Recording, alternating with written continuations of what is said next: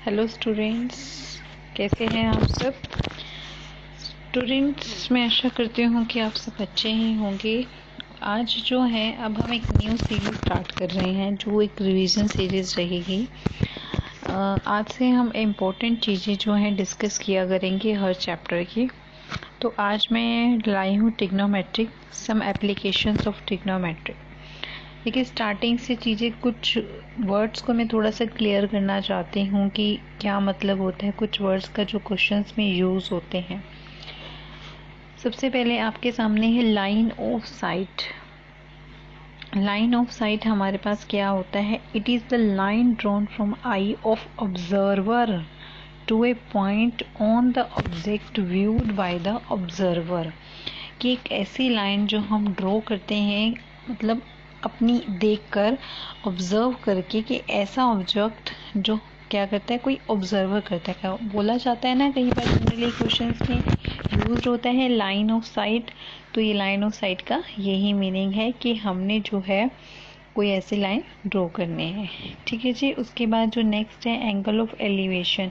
Angle of elevation के बारे में आप सभी जानते हैं। एंगल ऑफ एलिवेशन दो एंगल्स होते हैं हमारे पास। ये चैप्टर 9th है एनसीईआरटी का, क्लास 10th का चैप्टर। एंगल ऑफ एलिवेशन क्या होता है? ये एंगल हमेशा जो है नीचे की साइड बनता है। जो ये वाला एंगल होता है वो होता है एंगल ऑफ एलिवेशन, और ऊपर वाला एंगल होता है एंगल ऑफ डिप्रेशन। ठीक है। ये वीडियोस उन लोगों के लिए बहुत यूज़फुल रहेगी जो बिल्कुल बेसिक की चीज़ें भी नहीं समझते हैं। एलिवेशन का मतलब है, जैसे आप सपोज करिए कि आप कहीं पर खड़े हैं, नीचे खड़े हैं ग्राउंड लेवल पे, और आप टॉप फ्लोर की, 4th फ्लोर की बिल्डिंग को देख रहे हैं।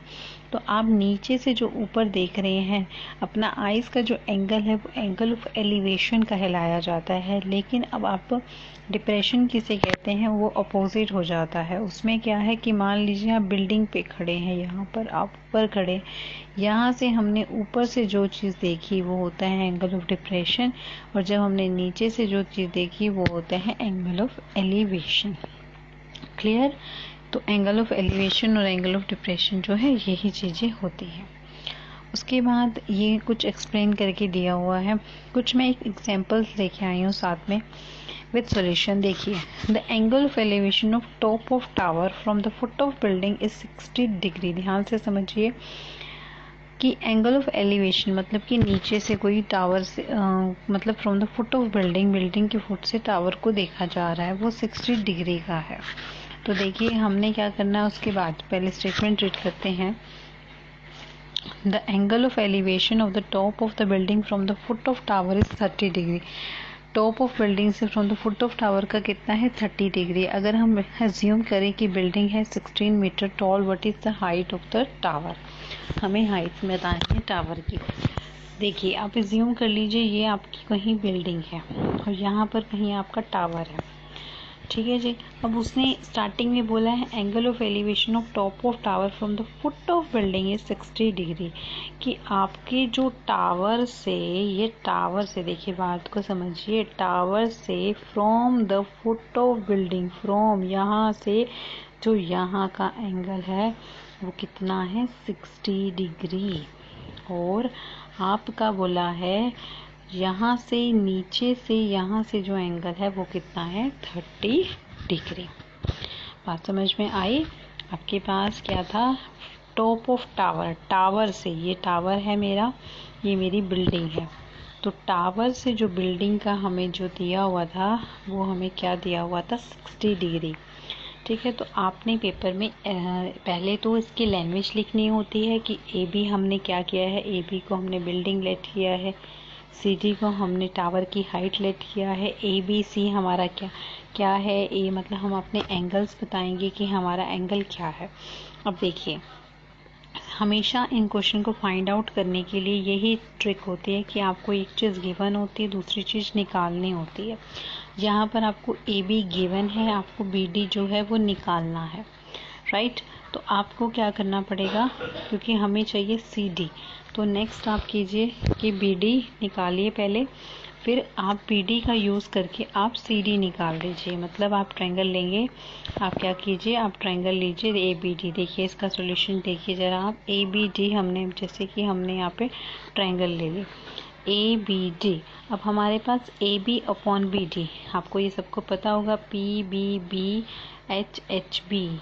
इसका ये मतलब है पी अपॉन एच क्या होता है sine theta, b upon h क्या होता है cos theta, p upon b क्या होता है हमारा टेन थीटा। तो हमारे पास ए बी क्या है 16 है, बी डी हमारे एज इट इज़ लिखना है 1030 की वैल्यू 1030 होता गया है क्योंकि परपेंडिकुलर अपॉन बेस हमारा टेन थीटा होता है। तो 1030 की वैल्यू हमारी क्या होती है 1/√3। यहाँ से क्रॉस मल्टीप्लिकेशन करके हमारे बी डी की वैल्यू आ गई। अब इस बी डी की वैल्यू का हम यहाँ पर ऊपर यूज़ कर सकते हैं, मतलब कि सी बी डी ट्रायंगल में हम C D upon B D ले सकते हैं। तो वहाँ से हमें C D upon B D लेके बी डी की हमारी वैल्यू होगी। तो हमारी हाइट जो है टावर की वो कितनी आ जाती है 48 मीटर। देखिए नेक्स्ट क्वेश्चन की स्टेटमेंट रीड कीजिए। 2 wells are located on the opposite sides of 18 metre tall building. As observed from the top of building, the angle of depression of the 2 walls are 30 degree and 40 degree. Find the distance between their wells. आपको क्या करना है, अपनी कोई building ले लेनी है, ठीक है। आपने क्या करना है, कोई बिल्डिंग ले लेनी है और उनकी अपोजिट साइड्स की बात हो रही है, ठीक है। अपोजिट साइड्स की हमारी बात हो रही है कि ऐसे और एक ऐसे है। तो एक हमने 30 डिग्री ले लेना है, एक हमने 45 डिग्री। देखिए ज़रा ध्यान से। और हाँ ये भी देख लीजिए, इसमें एक वर्ड यूज़ हो गया है एंगल ऑफ डिप्रेशन। क्या है, एंगल ऑफ डिप्रेशन, मतलब कि एंगल जो है ऊपर से नीचे बनना है, टॉप टू बॉटम बनना है। तो एंगल ऑफ डिप्रेशन आपके पास क्या है, आपने जो है आपके पास ये हमारे पास हमने क्या किया, हमारी जो बिल्डिंग है वो एक हमने ले ली पी क्यू, ये इनके अपोजिट साइड्स में हमने एंगल लिए क्या है 45 डिग्री और 30 डिग्री, ठीक है जी। अब हमारे पास क्या करना था, हमें निकालना है डिस्टेंस निकालना है, हमें क्या करना है इनके बीच का डिस्टेंस निकालना। देखिए अब सबसे पहले तो कभी भी कोई भी क्वेश्चन होता है उसकी हमें क्या करते हैं, हम लोग पहले ट्रायंगल, जितनी भी ट्रायंगल बनते हैं पहले ये देखते कि क्या गिवन है और कहाँ इसका यूज़ होना है। जैसे इस क्वेश्चन में हमारे पास पी क्यू क्या दिया हुआ है 18, तो अगर मैं ये वाली ट्रायंगल लूँगी तो मैं इस साइड का यूज़ करूँगी, अगर मैं ये वाली साइड लूँगी तब भी मैं इस साइड का यूज़ कर लूँगी। तो हमारे पास क्या है पी ए, हमारे पास है पी क्यू ए या पी ए क्यू, कुछ भी आप लिख सकते हैं। पी क्यू अपॉन ए क्यू मतलब कि परपेंडिकुलर अपॉन बेस क्या होता है टेन थीटा, थीटा कितना है 45 डिग्री। तो पी क्यू क्या है 18 और ए क्यू हमें नहीं पता, तो 1045 की वैल्यू कितनी होती है 1। तो बेटा जी ए क्यू आ गया आपका 18 डिग्री। अब आपके पास दूसरी ट्रायंगल लेनी पड़ेगी, पी क्यू बी लेना पड़ेगा। पी ए क्यू बी के लिए भी आप यही चीज़ करिए कि आप क्या करेंगे पी क्यू अपॉन में क्यू बी। अब आपके पास ऊपर से वैल्यू हमारे पास गिवन है, तो हमारे पास क्या आ जाएगा क्यू बी की वैल्यू आ जाएगी।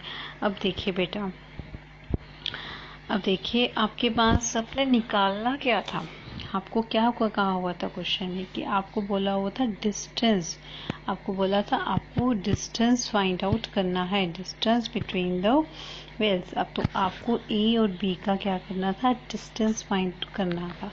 तो अब आपको डिस्टेंस फाइंड करना है तो आपके पास ए क्यू प्लस क्यू बी करना पड़ेगा, क्योंकि आपके पास ए क्यू की वैल्यू भी आ गई और क्यू बी की वैल्यू भी आ गई। तो ए क्यू प्लस क्यू बी, ए क्यू क्या है 18 और हमारे पास क्यू बी क्या है 18√3। तो यहाँ से हमारी क्या आ गई 18 की वैल्यूज़ आ गई और हमें ये लर्न होना चाहिए कि √3 की वैल्यू क्या होती है 1.732। आपस में इनको मल्टीप्लाई करके हमारा जो है यहाँ पर आंसर आ गया। ठीक है स्टूडेंट्स, आशा करती हूँ आपको ये वीडियो समझ में आई होगी। और बेटा आप लोगों का ये आज की फर्स्ट सीरीज़ थी, तो सीरीज़ 1 में आज का जो टॉपिक है यहीं पर स्टॉप होता है। नेक्स्ट वीडियो में मैं आपके लिए कोई और टॉपिक लाऊंगी विद क्वेश्चंस। आप लोग प्रैक्टिस अपनी करती रहिए। Thank you students.